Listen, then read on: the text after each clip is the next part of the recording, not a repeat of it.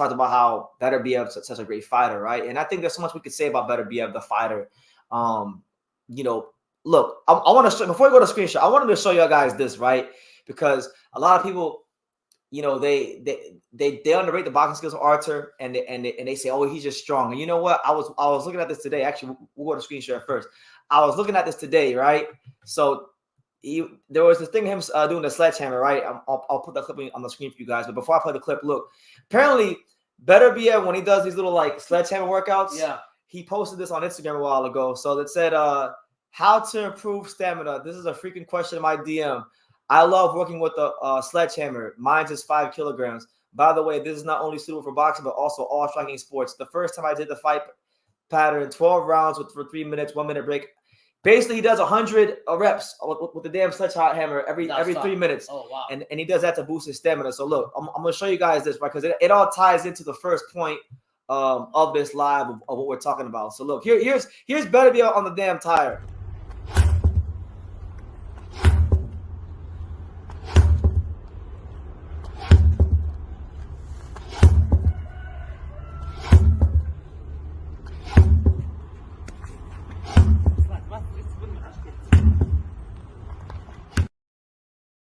From one side. So yeah, that's a synopsis. That's a little taste of why Beterbiev is as strong as he is. You know, he got me. I was watching him do that today. I said the next time I go to the gym, I gotta try to get I'm gonna start counting them 100 every 3 minutes, 100 to 115 every 3 minutes or so. I mean, I know boxers do it, so but there's a method to his craziness. So yeah. Anyway, nonetheless, you know, Steve Kim and Steve Kim is the basis for the first point of the live. He wrote a great article called "The Demolition Man" it was on the Snack website. So shout out to the fine folks at Snack. He quoted his own excerpt from the article, and I think he described Beterbiev's fighting style as to a T. And we saw it on display this week with Callum Smith. He said, "Beterbiev doesn't really knock you out. He beats his foes into submission. But make no doubt about it, there is a brutal science to what he does in the boxing." And I like the way he put that, you know, brutal science, because I feel like people forget that last part of that statement. They understand the brutality of Beterbiev, but I think what was so great about the Callum Smith fight was that Callum Smith had enough power to where, you know, Beterbiev was more of a boxer. So you got to see the more the scientific part of who Beterbiev is. So I like that aspect of it. And then, you know, I saw my man Johnny Boy. Shout out to Johnny Boy, and he actually changed his name to Johnny Boy Beterbiev on Twitter. I liked what he said. He said, for me, it wasn't the fact that Beterbiev won. It was how he won. One-sided dominant performance over a guy who was top 5 in the division and had serious knockout power along with some good experience. He hasn't lost his step given his age. Hardly, if at all, lost a round. Great performance. And that's pretty much what I thought. In doing my due diligent film study over the week, I just really couldn't see the whole narrative that was being spread throughout the boxing world that Artur Beterbiev was slowing down, that Artur Beterbiev, you know, was gonna somehow slow down so much so to the point that Callum Smith was gonna beat him. So great assessment there from Johnny. And then the last assessment before we get to the Beterbiev Bivol talk, right? No, I'm okay. That's the next point. The last assessment we'll get into before we get into the Beterbiev Bivol talk is Michael Montero. Shout out to him.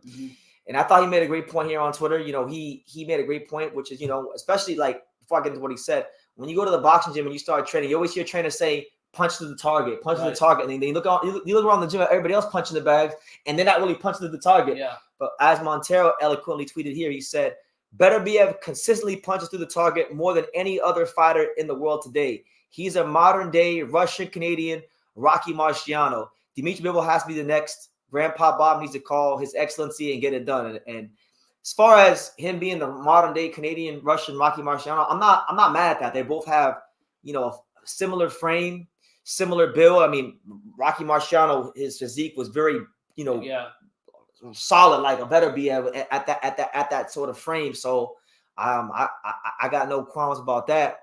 Look, I'm gonna tell you guys this. Last year, when me and Pops had the honor to go to New York City to watch Joe Smith Jr.'s fight against Beterbiev, you know, I had a chance to speak to a lot of Team Beterbiev. I had a chance to really pick the brains of those guys, and I kind of wanted to rehash some of those things that were said. Because look, one guy I talked to was John the Iceman Scully. Yep.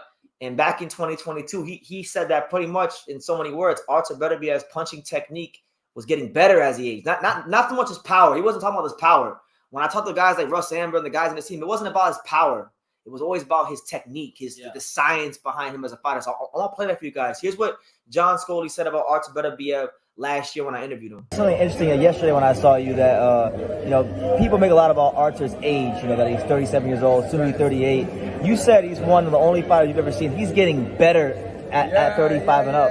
If you watch his technique, his execution over the last 2 or 3 years, it's better than it's ever been in his whole career. He's a better fighter. He's the only guy I can honestly say I've ever seen who improved at the age of 35. And he's better now than he was. That's for sure. That's not me saying it, to hype it up. Watch the films. He's better than he was. Yeah, I know. And he was saying this. Iceman, shout out to Iceman. He was saying this last year, right? And look at the yard fight. Look at this fight. Look at a lot of the things he was able to do in the Callum Smith fight. Like just even that little step back counter jab that he was letting consistently on Callum Smith. What do you think? You got anything to add to that? Yeah, I'm just gonna go with that saying that says that wine gets better as it ages each day or each month, each year, and instead of him going the opposite and backtracking to getting old and getting slower, he's actually getting better as time goes by. Just like wine, it gets better as time goes by. Exactly. So when you take a guy whose punching technique is improving and he has that diligence towards the scientific part of fighting, you get a really good fighter. But then when you couple that with the punching power he does have, I mean, I'm gonna show you. I'm gonna play a couple more clips for you guys before we get into the Bivol talk. But I was interviewing one of South Florida's very own, the former light heavyweight title challenger himself, Steve Gaffard, who's been in camp with prime Sergey Kovalev, who did camp with Beterbiev. So he could actually compare Beterbiev to prime Kovalev. And here's what he said about Beterbiev's punch power in comparison to sparring a prime Kovalev. Steve Gaffard, that's what he said. Wow. But I was like, I've been in camp with Kovalev, and he punched really hard. So I was like, I have to go and see if the power is real. I got to see, how different it is. Kovalev hit hard. Like, his jabs were like most people's strong right hand. Yeah. And Beterbiev was just the next level up from that. So it was pretty crazy. So you would say the power was real. Oh yeah, it was real. And I mean, he doesn't have skill. He doesn't have the skill level like Beterbiev, but I mean Bivol. But he knows his way around the ring pretty well. I mean, obviously he doesn't box on the back foot pretty well, but he's been in the ring. I mean, he's had hundreds of amateur fights, fought the best, and he knows enough to where. So there you have it. You heard it from someone that's actually been in that square circle with prime Kovalev, with Artur Beterbiev, made it through an actual training camp, which I think is an accomplishment. Because when I hear these stories about Beterbiev training camps, it's crazy. It's crazy, right? So you take all those things, and then you take his humility, which we talk about a lot. Artur always says he wants to become a good boxer. He even said it last year when I was in person. This is what he said about wanting to become a good boxer. I do everyday training for that to be one day good boxer. Keeping it easy, keeping it to the point, Joe.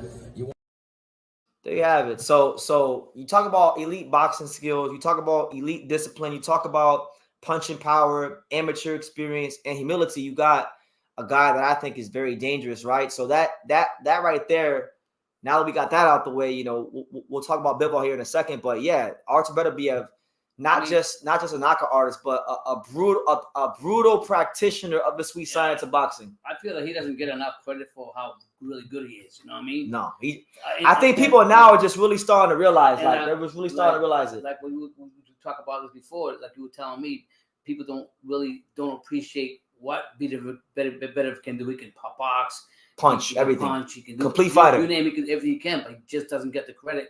The same reason why we're going back to say he doesn't get the credit just as much as he doesn't get the pound. Yeah, pound. There you go. Yeah. Here you go. We got a couple comments. Let's address a couple of comments before we get into the Bivol talk. Mm-hmm. We got Montreal's very own, my main man, Usam, the fanboy killer. Shout out to him. He says, I see a lot of people writing Beterbiev off versus Bivol because of the Canelo fight.